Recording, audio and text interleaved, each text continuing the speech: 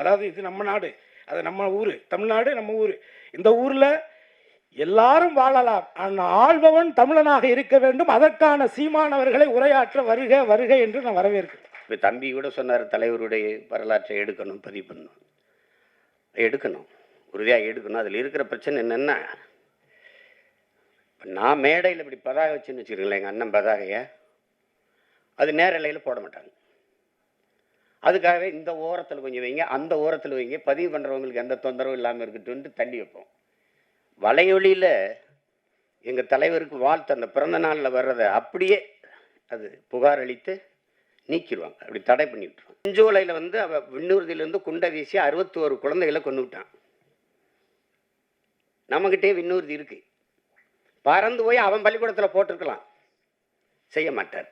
ஒரு தெளிவு இருந்தால், என்னுடைய எதிரிகள் சிங்கள மக்கள் அல்ல, என் இனத்தை கொன்று குவிக்கிற சிங்கள இராணுவம் தான், அது தெளிவாக இருந்தார். நீங்கள் ஒரே வார்த்தையில் எங்களை பிரிவினைவாதிகள், தீவிரவாதிகள், செப்பரேட்டிஸ்ட்டு, டெரரிஸ்ட்னு கடும் கோபம். அங்கே தான் நமக்கு இப்போ பெருப்பும் கோபமாகிறது காரணம் அதுதான். உனக்கு என்ன தெரியும், வரலாறு தெரியாமல் பொழைக்க போன இடத்துல பிரபார நாடு கேட்டுக்கிட்டு இருக்கான். டேய், எல்லாருக்கும் வணக்கம். இந்த சல்லியர்கள் திரைப்படத்தினுடைய இந்த அறிமுக விழா கூட்டம் ஏற்கனவே இதே அரங்கத்தில் ஒரு 6 மாதங்களுக்கு முன்பாக இசை வெளியீட்டு விழா நடத்தினோம். அதை கடந்து ஒரு படத்துக்கு அடுத்து இன்னொரு நிகழ்ச்சி, இசை நிகழ்ச்சி, அந்த ஒரு ட்ரெய்லர் மறுபடி ஒரு காட்சி பிரத்யேகமாக ஏற்பாடு பண்ணதுக்கு ஒரே அடிப்படை காரணம், அண்ணன் சீமான் அவர்களை வைத்து இந்த படத்துக்கு ஒரு அறிமுக கூட்டம் நடத்தணும் அப்படிங்கிற என்னுடைய முழு விருப்பம். இதில் எந்த மாற்று கருத்தும் கிடையாது. நான் ரொம்ப வருஷமாக சினிமாவில் இருக்கேன், உங்களுக்கு தெரியும். அண்ணன் கூட நிறையா ஒர்க் பண்ணியிருக்கேன், பழகியிருக்கேன், ஒன்றா இருந்திருக்கேன்.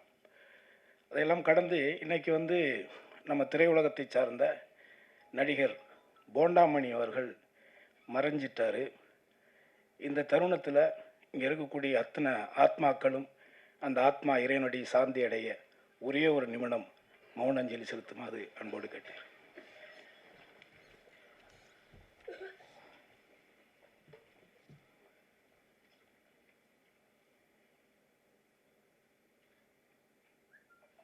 நன்றி. இந்த விழாவினுடைய அழைப்பை ஏற்று இங்கே வந்திருக்கக்கூடிய இந்த படைப்பினுடைய இந்த படத்தை நான் எடுக்கணும் அப்படிங்கிறதுக்கு எனக்கு முதல்ல கிட்டு அவர்கள் கூட்டிகிட்டு வந்தது அண்ணன் ராவணன் அவர்கள். இவர் பரமக்குடியில் இருக்கார். ரொம்ப சராசரியான ஒரு சாதாரண ஒருத்தர் தான், பெரிய வசதி வாய்ப்புகள்லாம் கிடையாது. ஆனால் இந்த படம் எடுப்பதற்காக முதல் முன்படமாக 10 லட்சம் ரூபாயை முதன்முறையாக கொடுத்து இதை துவக்கி வைத்தது இவர் தான்.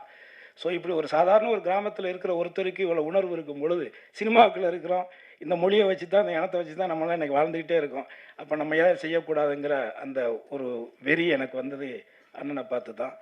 அதற்கு அடுத்ததாக இவருடைய நண்பர் நேசமணி அண்ணன் அவர் வெளிநாட்டில் இருக்கார். ஸோ அதற்கு அடுத்ததாக எனது தம்பி கரிகாலன், அவருடைய மனைவி தான் என்னுடைய தங்கச்சி தான் அது. ஸோ அவன் தான் நீங்கள் பண்ணுங்கள், நீங்கள் நமக்குன்னு ஒரு இந்த மாதிரியான படைப்புகளை, தமிழர்களுடைய மறைக்கப்பட்ட வரலாறுகளை வரக்கூடிய கால சந்ததிகளுக்கு எடுத்து சொல்லக்கூடிய ஒரு காரியத்தை நீங்கள் செய்யுங்க, அதுக்கு உங்களுக்கு நான் கூட இருக்கிறேன் அப்படிங்கிற ஒரு உத்வேகத்தை கொடுத்து இந்த நிமிடம் வரை எனக்கு உறுதுணையாக இருக்கக்கூடிய எனது தம்பி கரிகாலனுக்கு இந்த நேரத்தில் நன்றியை தெரிவிச்சுக்கிறேன். அது போல் இங்கே வந்திருக்கக்கூடிய எனது தம்பிகள் தாமோதரன், கோகுல், அதுக்கப்புறம் இயக்குனர் பொன்ராம் அவர்கள், அப்புறம் எனது நண்பர் இயக்குனர் கௌதம் அவர்கள் என்னுடைய அழைப்பின் பேரில் இங்கே கலந்துக்கிட்டதுக்கு என்னுடைய நன்றி. அடுத்து என்னுடைய தம்பி தெலுங்குக்காரன் நம்ம சிவா, அவன் ஒரு படம் பண்ணியிருக்கிறான். அந்த படத்தில் பெரிய நல்ல கேரக்டர் நான் நடிச்சிருக்கிறேன். அது பிப்ரவரி மாதத்தை அதையும் வெளியிட போகிறோம். அதுவும் ICW தான் ரிலீஸ் பண்ணோம். அடுத்து எனது நீண்டகால நண்பரும் எனது அருமை அண்ணனுமான தேனப்பன் அவர்கள், அதுக்கப்புறம் நடிகர்கள் 2 பேர், மகேந்திரன் தம்பி 2 பேருமே நல்லா இதில் குறிப்பாக ரொம்ப நல்லா நடிச்சிருக்கிறாங்க. நீங்கள் படம் பாருங்கள். அடுத்து என்னுடைய அழைப்பை ஏற்று முதலாக தன்னுடைய வாழ்த்துறையை வழங்கி சென்றக்கூடிய எனது அப்பா தானு அவர்களுக்கு இந்த நேரத்தில் என்னுடைய நன்றி. அதே மாதிரி இந்த கதையை நம்ம பண்ணணும் அப்படிங்கிறது மேதகு படம் பார்த்து தான் எனக்கு அந்த உணர்வு வந்துச்சு. அவர் சொன்னதை சரியாக பண்ணியிருந்தார். ஸோ அவர் என்ன கேட்டாரோ அதை நான் வந்து சிறப்பாக ஒரு தயாரிப்பாளராக அவர் செஞ்சு கொடுத்துருக்கேன். அவரும் நேர்மையாக உண்மையாக இந்த படத்துக்கு உழைச்சிருக்காரு, ஒர்க் பண்ணியிருக்காரு. அதில் இந்த படத்தில் நடிச்சிருக்கிற நடிகர்கள் எல்லாருமே அந்த கதாபாத்திர தேர்வெல்லாம் ரொம்ப அற்புதமாக பண்ணியிருக்காரு இயக்குனர். நீங்கள் நிச்சயமாக உங்களுக்கு ஒரு பிரத்யேகமான காட்சி நம்ம போட்டு காட்டுவோம். பிப்ரவரி மாதம் இந்த படத்தை நம்ம வந்து வெளிக்கொண்டு வர்றோம். என்னுடைய ஆசை வந்து தமிழ் சினிமாவில் ஒரு ஒரு பிரச்சனைக்குரிய ஒரு விஷயத்தை, குறிப்பாக இலங்கையில் நடந்த ஒரு இன அழிப்பை ஒரு வரலாற்று பதிவாக பண்ணணும்னு சொல்லி எடுத்து முதன்முறையாக நமது தணிக்கை அதிகாரிகளிடத்தில் சர்டிஃபிகேட் வாங்கின முதல் படம் எனக்கு தெரிஞ்சு இதாக தான் இருக்கும்னு நினைக்கிறேன். இதை எடுத்ததுக்கு காரணம் என்ன? அதை எடுத்ததுக்கு காரணம் என்னென்னா, இதை உண்மையே நான் ஒன்று சொல்லணும். என்னுடைய மகன் தான் இந்த படத்துக்கு மியூசிக் பண்ணான். ஆனால் என் பையன் என்கிட்ட கேட்ட கேள்வி என்ன தெரியுமா? இவ்வளோ ட்ரையாக, இவ்வளோ சீரியஸாக, இவ்வளோ ஒரு மாதிரியான ஒரு படத்தை எதுக்கு டேடி நீங்கள் கஷ்டப்படுற நேரத்தில் காசு செலவு பண்ணி எடுக்கிறீங்க அப்படின்னு என்கிட்ட கேட்டான். ஏன்னா இவங்க லவ் பண்ணுறாங்க, லவ் பண்ணும்பொழுது கூட எனக்கு மண், மொழி, இனம் அப்படியெல்லாம் பேசுகிறாங்க. இதெல்லாம் யார் டேடி இப்போ இந்த காலத்தில் ஏற்றுக்குவாங்க? இல்லைடா, இது நடந்த காலகட்டங்கள். அப்பா காதலிச்சாங்க, நிறைய பேர் போராளிகள் காதலிச்சு திருமணம் பண்ணியிருக்காங்க. நானே நிறைய பேரை பார்த்துருக்கிறேன். ஆனால் அந்த காதலில் கூட அவங்கள்ட்ட ஒரு ஒழுக்கமும் ஒரு அறமும் இருந்ததுடா. அது உங்களுக்கு புரியலை. உனக்கே 21 வயசு பையன் உனக்கே தெரியலைன்னா நான் என்னடா பண்ணுறேன் பொழுது அடுத்த தலைமுறைக்கு சுத்தமாக இது தெரியாமல் போயிருமேங்கிறக்காக தான் எடுத்தேன். ஆனால் அப்போ என் பையன்கிட்ட ஒரே ஒரு வார்த்தை சொன்னேன். தம்பி, அப்பா வந்து நிறையா காசு பணம்லாம் உனக்கு சேர்த்து வைக்கலன்னா எதுவும் ஃபீல் பண்ணாத. ஃப்யூச்சரில் நீ நடிகராக எப்படியோ ஒரு இடத்துல ஒரு ஆள் ஆயிடுவேன். அப்படி ஆனாலும் கூட வரக்கூடிய காலங்களில் நடிகர் கருணாஸோட பையன், எம்எல்ஏ கருணாசு பையன்லாம் சொல்கிறத விட இந்த சல்லியர்னு ஒரு படம் எடுத்தானே அவனோட புள்ளன்னு உனக்கு ஒரு அடையாளத்தை என்னால் உருவாக்கி கொடுக்கணும். இதாண்டா உனக்கு நான் கொடுக்குற சொத்து அப்படின்னு தான் நான் அவன்கிட்ட சொன்னேன். உண்மையில் அந்த உணர்வில் தான் இதை நம்ம செஞ்சுருக்கிறோம். எல்லாருமே நமக்கு என்னன்னு போயிட்டோம்னா வேறு யார் தான் செய்கிறது அப்படிங்கிறது. அதாவது இது நம்ம நாடு, அது நம்ம ஊர், தமிழ்நாடு நம்ம ஊர். இந்த ஊரில் எல்லாரும் வாழலாம், ஆனால் ஆள்பவன் தமிழனாக இருக்க வேண்டும். அதற்கான சீமானவர்களை உரையாற்ற வருக வருக என்று நான் வரவேற்கிறேன்.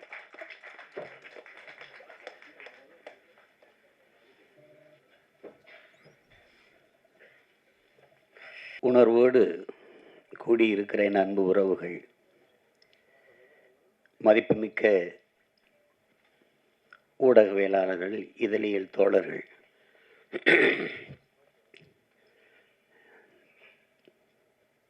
திரைப்படைப்பாளர்கள், கலைஞர்கள், தயாரிப்பாளர்கள் அனைவருக்கும் என்னுடைய அன்பும் வணக்கமும்.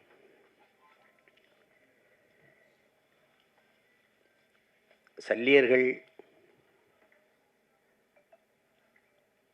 அதை படம் என்று சொல்வது அது அவ்வளவு பொருத்தமான சொல் அல்ல. அது படம் இல்லது,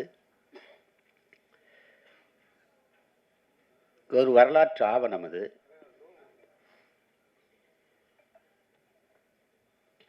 இங்கே பேசிய தம்பி கௌதமன் உட்பட எல்லாருமே குறிப்பிட்டார்கள்.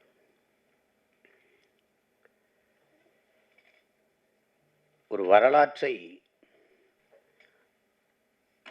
மறந்துவிட்ட இனம் வாழாது. வேற இழந்த மரமும் வரலாற்றை மறந்த இனமும் வாழாது. தன்னின வரலாறு தெரியாத எந்த இனமும் எழுச்சியுற முடியாது. எங்கள் இனத்திற்கென்று வரலாறே கிடையாது. ஏன்னா வரலாற்றை படைப்பவனுக்கு வரலாற்றை எழுத நேரம் இருக்காது. இங்கே பிரச்சனையே கல்லணையை பார்த்ததுல எங்கள் பாட்டை ஒருத்தன் கல்லணை கட்டி வச்சிருக்கா, சோழன் ஆண்டு இருக்காங்க கரிகாலன்னு தெரியுது. பெருவுடையார் கோயில் இல்லைன்னா அதுவும் இல்லை. அருண்மொழி சோழன்னு ஒருத்தன் ஆண்டான், அவனுக்கு ஒரு மகன் இருந்தான் அரசேந்திர சோழன், உலகம் பூரா படையெடுத்து போய் வென்றாங்க. அப்படிலாம் வரலாற்று பதிவு எங்களுக்கு இல்லை. இப்போதைக்கு இருக்கிற எங்கள் முன்னோர்கள் தீரன் சின்னமலைக்கோ, மருதுபாண்டிக்கோ, பூலித்தேவனுக்கோ, வேலு நாச்சியாருக்கோ அவங்களுக்கும் ஒன்றும் இல்லை. பாட்டனார் அழகுமுத்துக்கோனை பற்றி பேசலாம்னு படித்தா 30 பக்கம் இருக்குது. அதில் கடைசி 3 பக்கம் தான் அவரை பற்றி செய்தி இருக்குது. எல்லாம் தமிழர் இன வரலாறு நீங்கள் இப்படி பார்த்தீங்கன்னா, முன்னோர்களுடைய இதை பார்த்துக்கிட்டே வரும்போது எதிரிகளால் வீழ்த்தப்பட்டதே கிடையாது. எல்லாம் உடன் பிறந்த ரத்த துரோகங்களை தான் தோக்கடிக்கப்பட்டது. கடைசி எங்கள் தலைவர் உட்பட எல்லாமே. நீங்கள் வேலு நாச்சியாரா அங்கே ஒரு துரோகம், மருதுபாண்டியாரா அங்கே ஒரு துரோகம், தீரன் சின்னமலையா கூட இருக்கிறவனே செஞ்ச துரோகம், பண்டார வன்னியானா அவனை என் சொந்த ரத்தக்காரனே எங்களுக்கு துரோகம் பண்ணி இப்படி தோத்ததான் எங்களுடைய இந்த படிப்பினை ஏன் தேவைப்படுது அப்படின்னா, அது கற்றறிவை விட பட்டறிவு மேலானதுங்க. அதனால தான் அது அண்ணல் அம்பேத்கர் வரலாற்றை படிக்காதவன் வரலாற்றை படைக்கவே முடியாதுங்கிறார். அது ஹோசிமின் வரலாற்றை மறந்து விட்ட இனம் சுடுகாட்டில் இறந்து கிடக்கிற பிணம்டாங்கிறார். அது ஒன்றுக்கும் பயன்படாகிறார். நமக்கு இலக்கிய சான்று தான் இருக்குது. பாண்டிய நெடுஞ்செழிய மதுரை ஆண்டான் அப்படின்னா அங்கே ஒரு பெருமாட்டி கண்ணகி போய் கால் சிலம்பை உடைச்சு நீதியை நிலைநாட்டினான்னு இலக்கிய சான்று தான். வரலாற்று சான்று எங்கே இருக்கு? இல்லை. ஆனால் இதை தெளிர்ந்து உணர்ந்த ஒரு மகன் இந்த இனத்தில் இருக்கிறாருன்னா அது என் உயிர் தலைவன் எங்கள் அண்ணன் மேதகு பிரபாகரன் அவர்கள். எல்லாவற்றையும் ஆவணப்படுத்தினார். அந்த ஆவணங்கள் பாதுகாப்பாக இல்லைங்கிறது வேற. அது இறுதி போரில் பாதிக்கு மேலே சிதைஞ்சு அழிஞ்சு போச்சு. சில இது பாதுகாக்கப்பட்டிருக்கலாம். இப்போ நீங்கள் உங்களுக்கு ஒரு உதாரணம் சொல்ல பாருங்க. அனுராதபுரத்தை அடிக்கிறார், முடிவு பண்ணிட்டார். 21 போராளிகள் போறாங்க, கரும்புலி மறவர்கள்.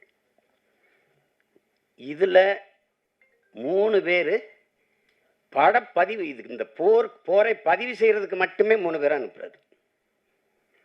உன் உடன் பயிற்சி எடுத்தவன், உடன் பிறந்தவன், இது ஒரே நோக்கத்துக்காக நிற்கிற ஒரு தாய் பிள்ளைகள், அவன் ஓடி செத்துட்டா கூட அவனை போய் தூக்குறதுங்கிறதுலாம் வேலை இல்லை. அவன் சண்டை போடுறது நீ ஆவணப்படுத்தணும். அதுதான். அது ஏன்னா கடந்த கால வரலாறு நமக்கு இல்லாதனால நிகழ்காலம் தெரியல. நிகழ்காலம் இல்லாதவனுக்கு எதிர்காலமே இல்லை. கவிப்பேரரசு வைரமுத்து கூட சொல்றாரு, ஒருத்தன் நிகழ்காலத்தை குனிந்து பார்ப்பது எதிர்காலத்தில் நிமிர்ந்து நிற்கத்தான். அப்ப அந்த பதிவு இருக்கணும்னு அவர் நினைச்சாரு. அது ஒவ்வொன்றையும் ஆவணப்படுத்தினார். அவருக்கு ஒரு பேராவல் இருக்குது. பேராவல் பெரும் விருப்பம் தான் சொல்லணும். அது என்னன்னா, சின்லஸ் லிஸ்ட் போல, ஒரு பிரேவ் ஹார்ட் போல, ஒரு 10 கமாண்ட்மெண்ட்ஸ் போல நம்முடைய விடுதலை போராட்ட வரலாறும் ஆவணப்படுத்து படமாக வரணும், திரையில் ஒரு வந்துடணும்னு பெரிய ஆர்வப்பட்டார். அதுக்காக தான் அவர் ஆணிவேர் எடுத்தார், தயாரித்தாங்க. அதுக்கு பயிற்சி கொடுக்கறதுக்கு எங்கள் அப்பா பாரதி ராஜா, ஐயா மகேந்திரன் போன்றவர்களை அழைச்சிட்டு போனாங்க. எங்கள் பிள்ளைகளுக்கே நீங்கள் பயிற்சி கொடுங்க, அவங்களே எடுத்துக்கிடுவாங்க. அப்படி தான் அந்த மாதிரி செஞ்சார். அதில் தான் எல்லாளன் படமும் எடுக்கப்பட்டது. ஆனால் அவருக்கு ஒரு பெருங்கனவு இருந்தது. அது கெடுவாய்ப்பாக நிறைவேறலை. அதை எடுத்து ஆவணப்படுத்தணும்ட்டு. இப்போ தம்பி கூட சொன்னார், தலைவருடைய வரலாற்றை எடுக்கணும், பதிவு பண்ணணும். எடுக்கணும், உறுதியாக எடுக்கணும். அதில் இருக்கிற பிரச்சனை என்னென்னா, இப்போ நான் மேடையில் இப்படி பதாகை வச்சுன்னு வச்சுருக்கீங்களா, எங்கள் அண்ணன் பதாகையை அது நேரலையில் போட மாட்டாங்க. அதுக்காகவே இந்த ஓரத்தில் கொஞ்சம் வைங்க, அந்த ஓரத்தில் வைங்க, பதிவு பண்ணுறவங்களுக்கு எந்த தொந்தரவும் இல்லாமல் இருக்கட்டும்ட்டு தள்ளி வைப்போம். வலையொலியில் எங்கள் தலைவருக்கு வாழ்த்து அந்த பிறந்த நாளில் வர்றதை அப்படியே அது புகார் அளித்து நீக்கிடுவாங்க, அப்படி தடை பண்ணி விட்டுருவாங்க. சுவரொட்டி ஒட்டினீங்கன்னா காவல்துறைக்கு வேலையே அதை கிழிக்கிறது தான். நான் கூட சொன்னேன், போலீஸ்லாம் என்ன பண்ணி கிழிச்சிங்கன்னா அந்த உங்கள் போஸ்டரை கிழிச்சோம்னு சொல்லணும்ல எதிர்காலத்தில், அதுக்கு தான் இந்த வேலையை செய்யுது. நாங்களே குருவி சேர்த்த மாதிரி அங்கேயே காசு சேர்த்து ஒட்டுவோம், கிழிச்சு விட்ருவோம். ஏன்னா அதுக்கான அரசியல் சூழல் இல்லை. அதை முதல்ல உருவாக்கணும், அதுக்கப்புறம் இதை எடுக்கணும். அதுதான் நம்ம செய்ய வேண்டியது. அது செய்ய வேண்டியது. இங்கே எப்படி இருக்குன்னா, இந்த ஆவணப்படுத்துதல் இப்போ அந்த வேலையை தான் இந்த படம் செய்யுது. இந்த சல்லியர்கள் படம் அது செய்யுது. நம்ம நபிகள் நாயகம் சொல்றாங்க பாருங்க, அநீதியை கண்டு அச்சம் கொள்ளாமல் துணிஞ்சு நிற்பவன் எவனோ அவனே உண்மையான ஜிகாத்துங்கிறாங்க. அந்த மொழியில, நபிகளின் மொழியில சேவரசரர் உலகத்தில் எங்கெங்க அநியாயம் நடக்குதோ, அக்கிரமம் நடக்குதோ, அதை கண்டு உன்னால பொறுத்து கொள்ள முடியாம நீ கோவப்படுவாயானால் நீனும் என் தோழனேங்கிறார். அவர் வழியில எங்கால என்ன சொல்ற, பண்ண பழகடா பச்சை படுகொலை பைந்தமிழினத்திற்கு உயிரடா விடுதலைங்கிறான். வலியூர் சிலர் எளியோர் தம்மை வதையை புரிகுவதா, மகராசர்கள் உலகாளுதல் நிலையாம் எனும் நினைவா, உலகால உனது தாய் மிகு உயிர்வாதை அடைகிறாள், உழவாது உதவாது இனி ஒரு தாமதம் உடனே விழித்தமிழாங்கிறான். அப்படி விழித்து கொண்ட வீர மறவர்களின் வரலாறு தான் தமிழருடைய வீரகாவிய வரலாறு. அதில் ஒரு துளி அந்த போராட்டத்தில் ஒரு துளி, ஒரு சின்ன பகுதி, அதுதான் இந்த சல்லியர்கள். மருத்துவங்கிறது மனிதத்தினுடைய மகத்துவம். தன் உயிரை எடுக்க வந்தவனுக்கும் உயிரை கொடுக்கிற ஒரு அறம் சார்ந்த மறவர்கள் தமிழர்கள் என்பதை இந்த படம் உணர்த்துது. ஏன்னா அறம் செய்ய விரும்பு, இது அறிவு மூதாட்டி அவ்வை நமக்கு தந்த தமிழ். அரசியல் பிழைத்தோருக்கு அறம் கூற்றாகுங்கிறது அது இளங்கோவடிகள் தந்த இனிய தமிழ் எல்லாம் நமக்கு கற்பிக்குது. அப்படி அறம் சார்ந்து நின்ற மறவர்கள் தமிழர்கள். தமிழர்கள் மனிதநேயவாதிகள் அல்ல என் உடன் பிறந்தார்களே, தமிழர்கள் உயிர்மை நேயர்கள். உலகத்தில் எல்லாரும் கல்லு மாவில் கோலம் போட்டபோது என் இன சொந்தங்கள் மட்டும்தான் அரிசி மாவில் கோலம் போட்டான். ஈக்கும் எறும்புக்கும் அது இரையாக இருக்கட்டும்ட்டு. அவ்வளோ பெரிய ஒரு இனம். புறப்பொருள் வெண்பாமாலை பாடுது, கொடையில் எல்லாம் இருக்குது, கொடை வள்ளல்கள் இருக்கான். உலகத்தில் நாடை ஆண்டவனே வள்ளல்களாக இருந்தது, நாட்டை ஆண்ட மன்னர்களே வள்ளல்களாக இருந்தது தமிழர் இனத்தில் தான். அந்த இனத்தில் இந்த பாரியும் பேகனும் தான் ஆகச்சிறந்த கொடையாளிகள்னு புறப்பொருள் வெண்பாமாலை பாடுது. அப்போ ஏன் அவன்லாம் ஆய் நல்லி அதிகமானலாம் காரி ஓரியில் அவங்களாம் இல்லையா அப்படின்னா, இல்லை, பாரியும் பேகனும் தான் ஆகச்சிறந்த கொடையாளர்கள். ஏன் அப்படின்னா, இந்த கேட்டு கொடுக்கறது கொடை தாங்க, ஆனால் கேட்கும்போது அவன் தன்மானத்தை இழந்துடுறாங்க, அதனால சிறந்த கொடை இல்லை. கேட்காம கொடுக்கறதும் கொடை தான், ஆனால் அதையும் விட ஆகச்சிறந்த கொடை இருக்குது. அது என்னன்னா, கேட்கும் திறனற்ற உயிர்களுக்கு கொடுக்கறதுங்கிறான். முல்லை கொடி வந்து தேர விட்டுட்டு இப்போ பாரு இல்லைன்னு சொல்லாது, அது குச்சியை வண்டி விட்டாலே போதும். இல்லை, அரண்மனையில் போய் ஒரு சேவகனை அனுப்பி விட்டா போதும், அங்கே ஒரு கொடி தள்ளாடிக்கிட்டு ஒரு குச்சி வண்டி வச்சுட்டு வாடான்னு. நம்ம அரண்மனைக்கு போய் வர்றதுக்குள்ள அந்த செடிக்கு ஏதாவது ஆபத்து வந்துருச்சுறான்ட்டு தேர விட்டுட்டு நடந்து போயிட்டேன். அதனால தான் அவன் சிறந்த. அது பார்த்தா பைத்தியக்காரத்தனமாக இருக்கும், ஆனால் மேலோங்கி நிற்பது தமிழில முன்னோர்களின் உயிர்மை நேயம் என்பதை நாம் உணர்ந்து கொள்ள முடியும். அதை தான் பேகன் பண்ணதும். மயில் என்ன போர்வை கேட்டு கடிச்சான்ட்ட, அது இளங்காத்துல குளிர்காத்துல தான் தோகை விரிச்சு நல்லா ஆடும். அவர் போர்வையை கொடுத்தாரு, அந்த குளிர நடுங்குன்னு சொல்லிட்டு, அது கதையாக கூட இருக்கலாம், கற்பனையாக கூட இருக்கலாம். நீங்க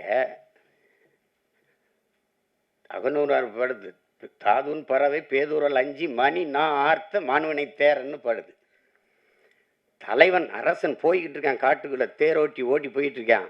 காட்டுக்குள்ள போகும்போது இந்த தேரை நிறுத்துப்பா, இந்த தேரில் அலங்காரத்துக்காக அழகுக்காக தொங்க விட்டுருக்கல மணி, அந்த மணி நான் அப்புறம் அடக்குப்பா அப்படின்னு. அவன் அப்படி மண்ணை உருட்டி மணிக்குள்ளே தள்ளி சத்தம் கேட்காம நிறுத்துறான். ஏன் இந்த வேலையை செய்கிறீங்க அப்படின்னு கேட்குறான். அந்த தேரோட்டி சொல்கிறான், காட்டுக்குள்ளே போகிறோம், தேர் சல்னு சத்தம் எழுப்பிட்டு வருது இந்த சலங்கை, அந்த மலர்களில் தேன் சிட்டு வண்டுகள் இந்த வண்ணத்து பூச்சி எல்லாம் தேன் கொண்டு இருக்கும், இந்த சத்தத்தில் பயந்து ஓடிரும்டா, அதனால நிறுத்துறான். அப்போ இதுலேருந்து என்னென்ன, தமிழர்கள் உயிர்மை நேயர்கள். ஏன்னா பகுத்துண்டு பல் உறவுகள் ஓம்புகன்னு பாட வேண்டியதானே, ஏன் பகுத்துண்டு பல் உயிர்கள் ஓம்புகன்னு வள்ளுவம் பாடுது, திருக்குறளில் மறைமொழியில் பாடி வைக்கிறாரு. பிறப்பு ஒக்கும் எல்லா மனிதருக்கும் எழுத வேண்டியதானே, பிறப்பு ஒக்கும் எல்லா உயிருக்கும் எழுத வேண்டியது. அந்த அறம் சார்ந்து வாழ்ந்த இனத்தின் மக்கள், அது ரொம்ப அண்டை அயலானுக்கும் அன்பு காட்டுங்கிறார் நபிகள். தன்னை போல் பிறரையும் நேசிங்கிறார் இயேசுபிரான். இன்னார் செய்தார் ஒருத்தர் அவர் நன்னையும் செய்து விடுங்கிறாரு நம்ம பாட்டினார் வள்ளுவ பெருமகனார். அந்த அறம் சார்ந்த கூட்டம். தம்பி சொன்னதெல்லாம் அது ஒரு துளி கதை, கௌதம் நீங்கள் குறிப்பிட்டது ஒரு கதை. அது மாதிரி பல நிகழ்வுகள் நான் உங்களுக்கு சொல்ல முடியும். எங்களில் பலாயிரக்கணக்கான பெண்களை வன்புணர்வு செய்து கொலை செய்தார்கள் சிங்களர்கள். ஏதாவது ஒரு செய்தி நீங்கள் கேள்விப்பட்டது உண்டா? ஒரு சிங்கள பெண்ணின் தாவணி தொட்டான், நிழலை தொட்டான் விடுதலை புரியும் மரவன் என்று நீங்கள் ஏதாவது செய்தி படித்ததுண்டா? இருக்காது, இருக்கவே இருக்காது.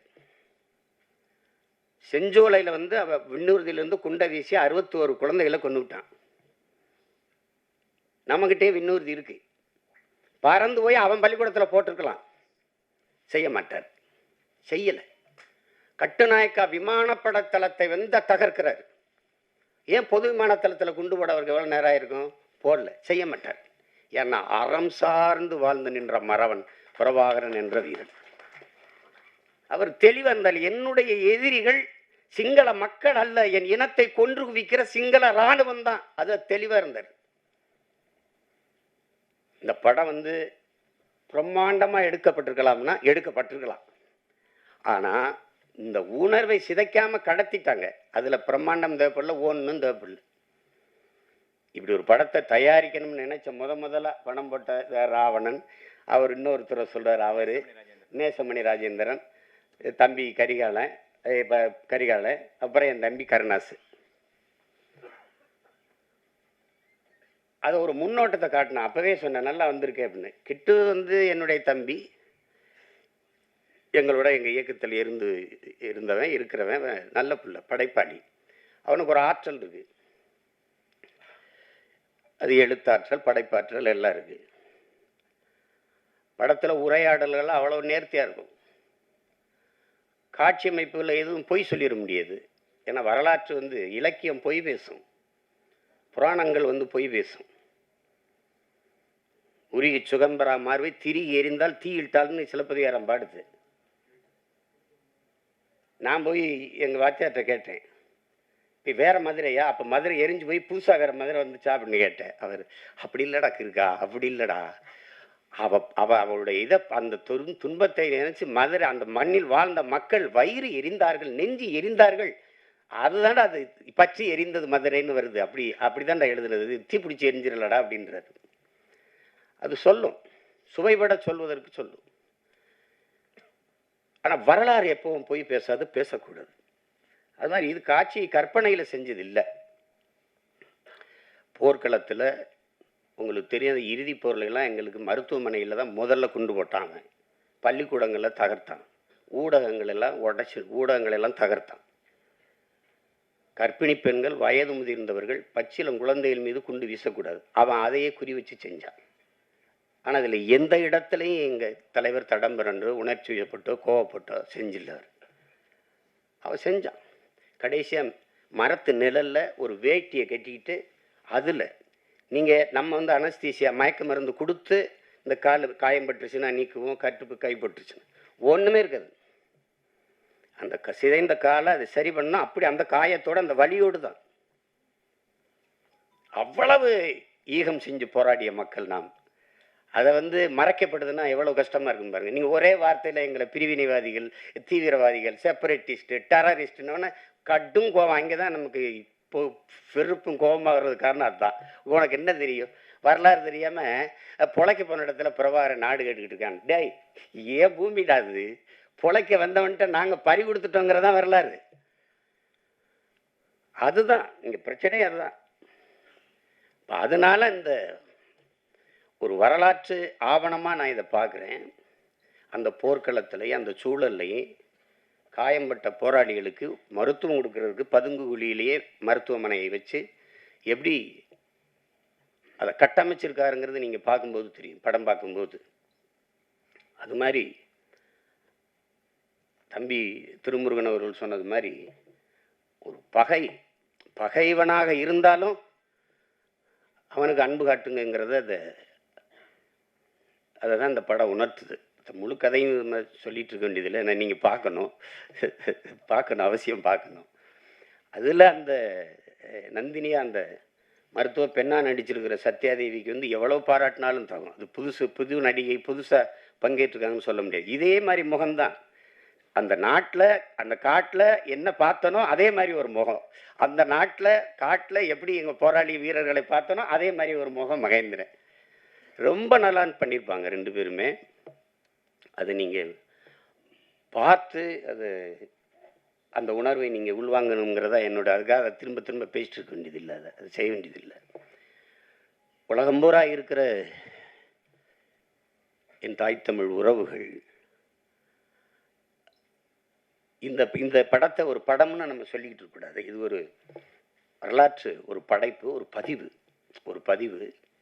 அதை நம்ம வரவேற்கணும், பார்க்கணும், நம்ம அடுத்த தலைமுறைக்கு கடத்தணும். தாய்மொழியே நம்ம மறந்துட்டோம்.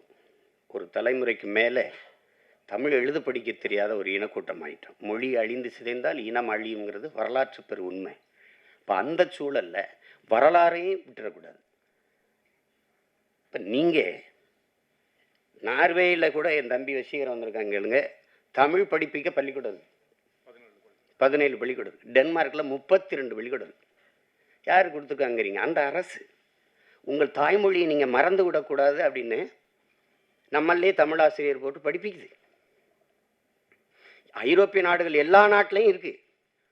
ஆனால் ஏன் நாடு தமிழ்நாட்டில் தமிழ் படித்தால் வேலை கிடைக்காது, சோறு கிடைக்காது, ஒன்றும் கிடைக்காது அப்படின்ட்டு இவன் முட்டிக்கால் போடணும். தமிழில் பேசிட்டான்னா, தமிழில் பேசிட்டான்னா அவருக்கு தண்டம் கட்டணும். இந்த மாதிரி பள்ளிக்கூடம் இருக்குது. ஒரு நாள் அந்த பள்ளிக்கூடத்துக்கு மின்சாரம் போகாது, தண்ணியும் போகாது, ஒன்றும் போகாது, வெட்டி இருந்துருவேன். என் தாய்மொழியை படிக்கிறது தான்டா பள்ளிக்கூடம் இருக்குது. இது ஒரு கூட்டம். அதை மறந்துட்ட மாதிரி தன் இன வரலாறை நம்ம வந்து கற்பிக்கலை பிள்ளைகளுக்குன்னா நான் யாருன்னே தெரியாமல் போயிடும். நான் யாரு எனக்கு தெரியவே தெரியாது. அப்போ தன்னை மறந்த ஒரு நோயாளி மாதிரி ஆயிடுவேன். அதுதான் நீங்கள் வரலாறு தான் எல்லா உலகில் எல்லா தேசிய இனங்களுக்கும் வழிகாட்டியிருக்கு. வரலாறு தான். அப்போ அந்த வரலாற்று பதிவு நமக்கு இருக்கணும். இதை படமாக நீங்கள் பார்க்காமல் நம் பிள்ளைகளுக்கு நான் 2 மணி நேரம் காட்டுற ஒரு பாடம் அப்படின்னு நீங்கள் கொண்டு போய் சேர்க்கணும். எல்லா தமிழர்களும் கொண்டாடுங்க. திரைப்பட ரசிகர்களாக இருக்கிறவர்கள் அவங்க நீங்களும் பாருங்கள், உங்களுக்கும் பிடிக்கும். என் தம்பி திருமுருகன் சொன்ன மாதிரி நீங்கள் தமிழனாக இருந்தால் 2000 மடங்கு 1000 மடங்கு கூட பிடிக்காது. அது உண்மைதான். அவ்வளவு சிறப்பான படைப்பு. இதில் என்னென்ன பங்கேற்றுக்கிறதெல்லாம் எல்லாம் என் தம்பிகளாக இருக்கிறதுனால ஒரு நெகிழ்ச்சி, நமக்கு மகிழ்ச்சி. அது அளவு கிடந்த மகிழ்ச்சி. கிட்டு அவன் செஞ்சதில் இது ரொம்ப நேர்த்தியான ஒரு இது. பெரிய பொருள் செலவு பண்ண முடியல, பெரிய படைப்பாக எடுக்க முடியலைனாலும் அந்த உணர்வை சிதையாமல் கடத்திட்டான். அந்த ஆற்றல் அவனுக்கு அப்போ இருக்குது. குறும்படம் எடுக்கிற காலத்துலேருந்தே செஞ்சிருவான். அதை நல்லா செஞ்சுருக்காரு. அதுக்கு அவருக்கு என்னுடைய பாராட்டு. இசை என்னுடைய மகன் கென்னும் அந்த அவருடைய நண்பர் ஈஸ்வரும் போட்டிருக்காங்க. நான் எடுத்தோன்னே அதான் கேட்டேன். நான் முதல்ல அந்த இதை படிக்கலை, கென்னு தானே யாரானால் அந்த பின்னணி இசையெல்லாம் ரொம்ப நல்லா வந்திருக்கானே, கென் தானே பண்ணியிருக்கான் அப்படின்னு. பாடல்கள்லாம் நல்லா இருக்கும். அதில் கவிப்பேரரசு எழுதுன அந்த பாட்டு இது இது காதல் பாட்டாக இருக்குது. அந்த மண்ணை பற்றி வருகிற பாட்டெல்லாம் ரொம்ப சிறப்பாக இருக்கும், ரொம்ப சிறப்பாக இருக்கும். அதில் கருணாசிரியுடைய அந்த பகுதி இருக்கே, இந்த படத்தின் இதயம் போல் இருக்கும். ஒரு மனித உடலில் இதயம் எவ்வளோ முக்கியமோ அது மாதிரி அந்த பகுதி இருக்கும். அது சொல்கிறான் பாருங்க, இவங்களுக்கு முன்னாடி தலையை மட்டும் குனிஞ்சிடாதரா, செத்தாலும் பரவாயில்லடா அப்படிதான். அதுதான் அது. எப்படிதான் சேகுவரா சொல்கிறான் பாருங்க, ஒருத்தன் காலில் விழுந்துதான் வாழ வேண்டும் என்கிற நிலை இருக்குமானா நான் எழுந்து நின்று இறந்து போவேங்கிறான். எங்கால என்ன கற்பிக்கிறாருன்னா, சரணடைந்து வாழ்வதை விட சண்டையிட்டு சாவது மேலானது. அவரு ரொம்ப நேரம்லாம் அவருக்கு பேச வளவளன்னா பேச மாட்டார், சுருக்கமாக பேசுவார். அதுக்கப்புறம் சொல்லுங்கன்னா அவர் சொல்லுக்கு முன் செயல், அதான் அவர் கோட்பாடு. இந்த செய்யலைன்னா செத்துமடி, செய்யலைன்னா சாகடி, அவ்வளோதான் எங்கள் கோட்பாடு. அதுதான். இல்லைன்னா செய்யலை என்றாலும் செத்துமடி அப்படின்னு. செத்து மடிஞ்சிட்டா அதனால சுருக்கமாக தான் சொல்லுவார், போராடினாலும் சாபம், போராடாவிட்டாலும் சாபம். போராடினால் ஒருவேளை வாழ்வதற்கு வாய்ப்பு இருக்கு, வாடா போராடிட்டு சாவும். அதுதான் இங்கே அவருடைய கோட்பாடு, அவ்வளோதான். அதுதான் இந்த படம் உணர்த்தும். நீங்க சுதந்திரம்ங்கிற அந்த விடுதலைங்கிற ஒற்றை வார்த்தை எப்படி இருக்கு பாருங்க. அது அவன் சொல்றான் பாருங்க, சுதந்திரம் என்ற சொல்லுக்கு அர்த்தம் தெரியாதவனுக்கு கூட சுதந்திரம் தேவைப்படுத்துறாங்கிறான். அது புல்லு பூண்டு பூச்சி வண்டு நாய் நரி நத்தை எல்லாத்துக்கும் சுதந்திரம் தேவைப்படுது. அப்படின்னா மான தமிழ் மக்களுக்கு தேவையில்லையா? அது மானம் வீரம் அறம் மூன்றும் உயிரென்று வாழ்ந்த இனத்தின் கூட்டம் தமிழர்கள். நாம் அடிமையாக வாழ்ந்து செத்தம்னு வரலாற்றில் பதிவுறது மாதிரி ஒரு கொடுமை இருக்கா என்ன? அது அப்புறம் கதை, அது அப்புறம் பேசுகிறோம். அதுக்கு இது இடம் இல்லை. அதனால இங்கே வந்திருக்கிற மதிப்புமிக்க ஊடக பெருமக்கள், ஊடகவியலாளர்கள், ரொம்ப பெரிய பெரிய இவங்கெல்லாம் வந்திருக்கிறீங்க, முன்னவர்கள்லாம். என்னுடைய அண்ணன் தான் அவர்கள் அண்ணன் தேனப்பனவர்கள்லாம் வந்து வாழ்த்தி சென்றிருக்காங்க. இதில் என்னென்னா, நீங்கள் இந்த படத்தை காட்டினாரா இல்லையான்னு தெரியல, ஒரு தடவை நீங்கள் தயவு செய்து பாருங்கள், பார்த்துட்டு அதை நல்லபடியாக கொண்டு போய் சேருங்க. இது எல்லாரும் பார்க்கணும். இப்போ நாங்கள்லாம் வந்து சில படங்களை அயோத்தி பார்த்துட்டு, கடைசி விவசாயி பார்த்துட்டு, அதெல்லாம் வந்து எவ்வளோ வேலை இருந்தாலும் அதை போய் பார்த்தது ஒரு கடமையாக, அதை எப்படியாவது எல்லாரும் பாருங்கள், ஆதரவு கொடுங்க அப்படின்னு சொல்கிறது காரணம் வந்து, இது சிலர் அதை அதை ஒரு பொருட்படுத்தாமல் கடந்து போயிடக்கூடாது. இது இப்போ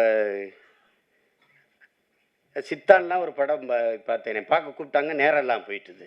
அன்றைக்கி தான் இது தொலைக்காட்சியில் பார்த்தேன். நல்லா பண்ணியிருக்கிறாங்க, அருமையான படங்கள்லாம், சின்ன சின்ன படங்கள் நல்லா வருது, பெரிய பொருள் செலவுலாம் இல்லை. இப்போ கூட ஒரு படத்தை சொன்னாங்க, அந்த மழை வெள்ளத்தில் சரியாக ஓடலை, நான் அந்த பார்க்கிங்க ஒரு படம், அது நல்லா இருக்குன்னாங்க. அப்போ அந்த படத்தை பார்க்கணுன்னு நீங்கன்னா, நாங்கள் வீட்டை விட்டு வெளியில் வர முடியல, 4 நாள் தண்ணிக்குள்ளே நடக்கிறோம், அப்புறம்கிட்டு படம் பார்க்குறது. எங்கள் படமே பெரிய படமாகி போயிடுச்சு, அதனால் அது கடினமாயிடுச்சு. அந்த மாதிரி போயிடக்கூடாது, கடந்து போயிடக்கூடாது. சல்லியர்கள்னு ஏதோ ஒரு பேர், இது என்ன இப்படி இருக்குது, இப்படி இந்த இதெல்லாம் யாருப்பா இந்த நடிகர்கள்லாம் நினச்சி நீங்கள் இதை தவிர்த்து விட்டு போயிடக்கூடாது மக்கள். அதனால் அவங்க கவனத்தை இழுத்து இதுக்கு ஆதரவு கொடுங்கன்னு சொல்ல வைக்கணும். அதுதான் இதில் முக்கியம்.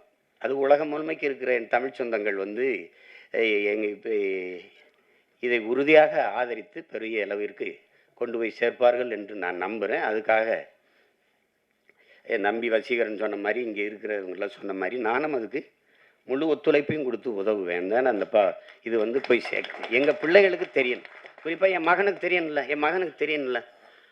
பெரிய பண்ணா யார், நான் மட்டும் மாவீரன் பிரபாகரன் பேரை வச்சுட்டா மட்டும் போதாதுல, அவனுக்கு தெரியணும்ல. அது என் தங்கச்சி வந்து ஆஸ்திரேலியாவிலேருந்து வந்துச்சு, அது வெள்ளைக்கார பொண்ணு, எங்கள் பிள்ளைய எங்கள் தம்பியை கல்யாணம் பண்ணிடுச்சு, ஈழத்து தம்பியை. அது வந்து பேசும்போது, அண்ணா பையனுக்கு என்னென்ன பேருன்னா மாவீரன் பிரபாகரன். அண்ணா இமிக்ரேஷன் அது என்னவே விட மாட்டேங்கிறான், அவனைக்கிட்ட விட போகிறான். இமிக்ரேஷனில் சிக்கணும், அவ்வளோதான், ஒன்றும் பண்ண முடியாது.